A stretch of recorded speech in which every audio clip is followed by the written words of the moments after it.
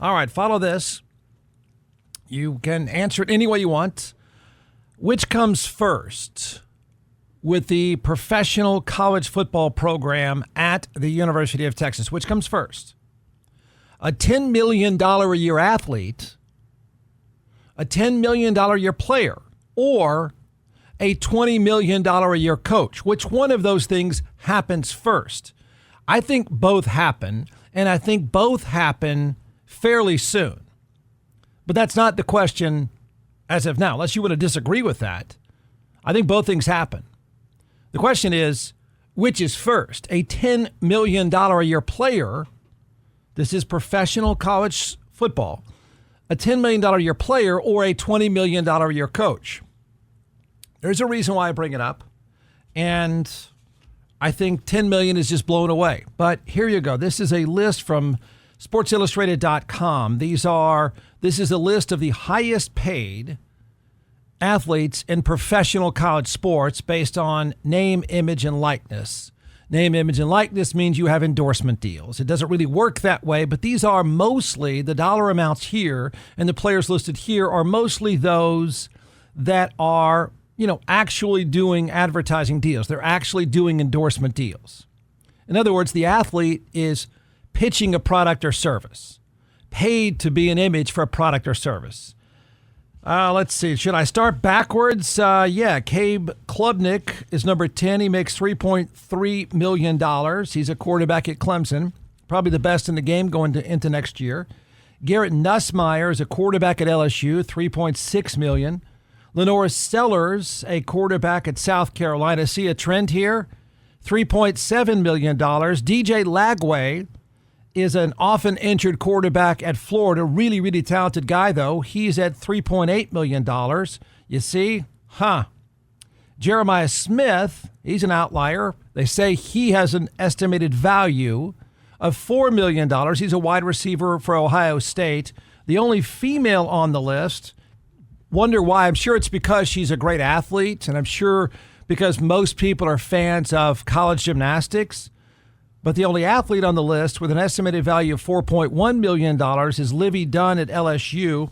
That's because people just really like to watch her on the pommel horse and the uneven bars, and you're just pretty much just gymnastics fans. Then is Carson Beck, a quarterback at Miami. He just had a couple of Lamborghinis stolen from him. He's at $4.3 million.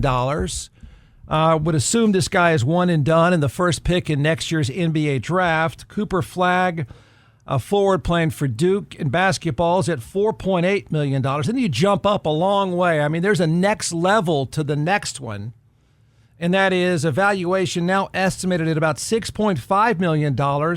He is the quarterback for the professional team at the University of Texas. His name is Arch Manning. Okay, argue about the amounts or whatever. I have no idea how you know exactly what those are worth. Typically in the media world, agents inflate numbers a little bit, but let's just say those are pretty accurate. Certainly in the rankings, probably not far off. So let's work with that number. Okay. Remember what I said earlier. Which happens first?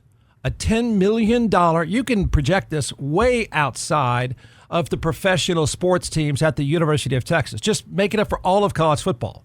But I'm pretty certain one place does this.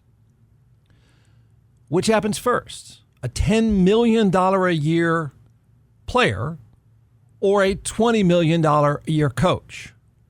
And we're gaining on both of those really, really quickly. I think we gain on them quickly at one place. Don't laugh. We're almost there now. All right, so here's a prediction that's not meant to be a hot take. Arch Manning will likely be the first $10 million per year college athlete. Okay?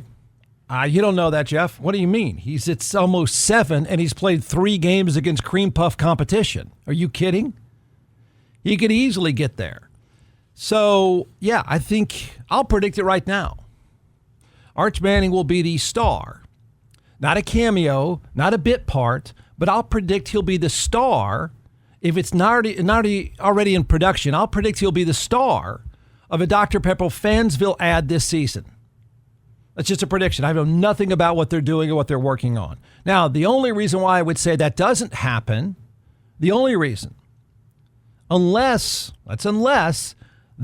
his deal with Red Bull excludes him from doing a soft drink ad. Otherwise, I suspect that happens and happens pretty quickly. Absent Red Bull from blocking it, I'll bet something has been discussed with Dr. Pepper and is in the works already for him to be the star. His name, an endorsement price, let's just say it's at $6 million and he's played 3 starts. 3. Got it? And that's not exactly 3 times he lined up against Ohio State. These are directional schools. I'm betting he can name his endorsement price. I'm betting right now that he obliterates $10 million with the Texas win over Ohio State in August. Now, people are going to say, well, he deserves it. That's what the market will bear. I can't completely disagree. That's exactly what the market will bear. He's going to set a new market in that industry. Now, I think he's a market all by himself. But, yeah, whatever the bar is, he's already lapping the field.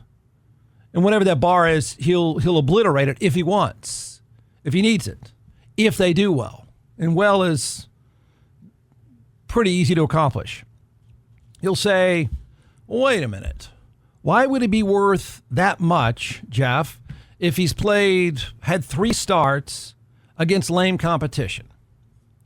Okay, let me take a shot at this. Then you can agree or disagree. Remember the question, because I think both of these things happen. Not only will college football have a $10 million a year player, it's going to have a $20 million a year coach, and they're probably in the same program.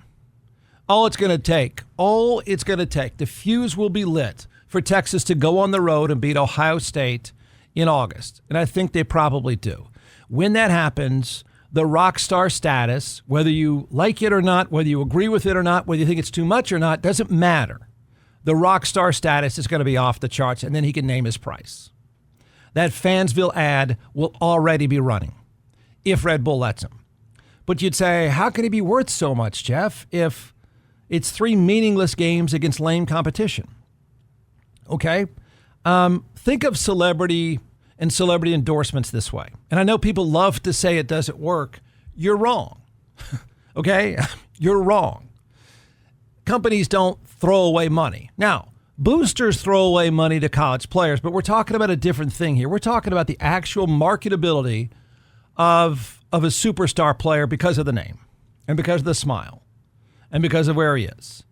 But yes, the celebrity endorsements do work. And I'll explain to you what their purpose is. And if you're going to be in the space of college football and celebrity in college football, there is no bigger celebrity. None.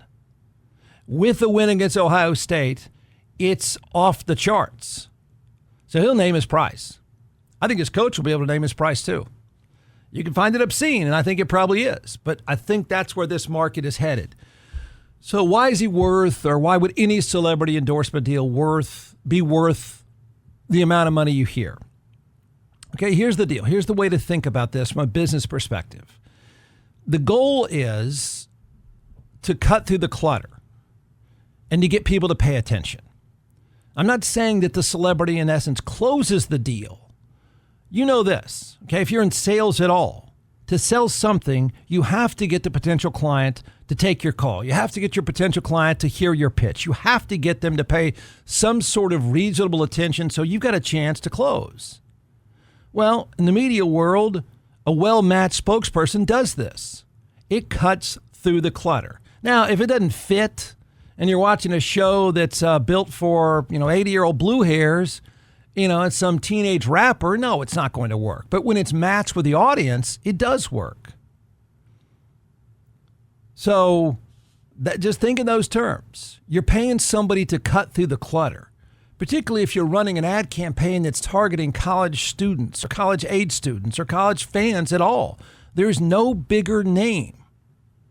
I think this number is going to be obliterated, maybe even by the end of September.